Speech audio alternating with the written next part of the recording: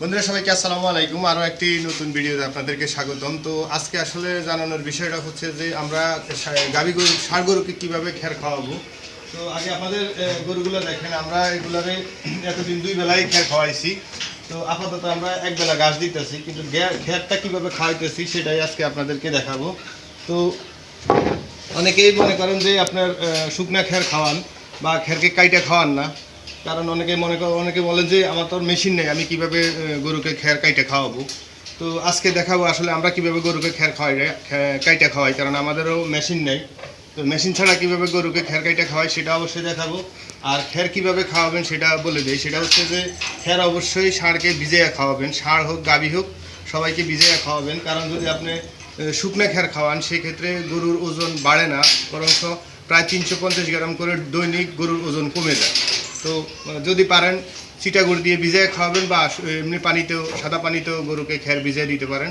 আর নাহলে ছোটো করে কাইটা এরপরে গরুকে কুড়াকুশির সাথে দিয়েও খাওয়াইতে পারেন, সবচেয়ে ভালো হয়। তবে তো চলুন আপনাদেরকে দেখাই কিভাবে আমরা খ্যার কাটি মেশিন ছাড়া, হাতে। আসুন।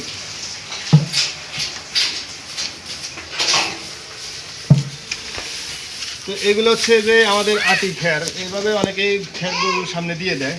তো গরু তো কষ্ট করে খায়। একটা কথা মনে রাখবেন, গরু পালনে একটা সূত্র আছে। সেই সূত্রটা হচ্ছে যে গরুকে আপনি যত আরামে রাখবেন গরু আপনাকে তত আরামে রাখবে। তো এই যে আমরা এখানে কাশিটা দেখেন, এটা বড় সাইজের কাশি কিনতে হবে। বড় সাইজের কাশি এভাবে আমরা হয়তো এটার সাথে বাঁধছি, আপনার হয়তো কোনো বাঁশের সাথে বা খুঁটির সাথে বাইন্দা নিয়ে এটাকে কাইটা খাওয়াইতে পারেন। এভাবে খ্যারটাকে কাটতে হবে। ইচ্ছে করলে হয়তো আমি দেখার সুবিধার্থে আরও ছোট করা যাবে। এই যে এতটুকু ছোট করে খ্যারটাকে আপনি ইচ্ছে করলে ইসের সাথে কুড়াবুসির সাথে দিয়েও খাওয়াইতে পারেন, নয়তো বা ওকে শুকনা সাদা পানির সাথেও দিতে পারেন, বা আপনার করতে পারেন চিটাগুড়ির সাথে ভিজিয়ে দিলে সবচেয়ে ভালো হয়। চিটাগুড়ির সাথে দিলে গরু খাবে ভালো। তো আশা করি ভিডিওটি দেখে আপনাদের উপকারে আসতে পারে। যদি উপকারে এসে থাকে অবশ্যই ভিডিওটিতে একটা লাইক দিয়ে দিবেন, আর অবশ্যই চ্যানেলটি সাবস্ক্রাইব করে আপনার কোনো মতামত থাকলে কমেন্টে বলে যাবেন। ভালো থাকবেন সবাই। আসসালামু আলাইকুম রহমতুল্লাহ।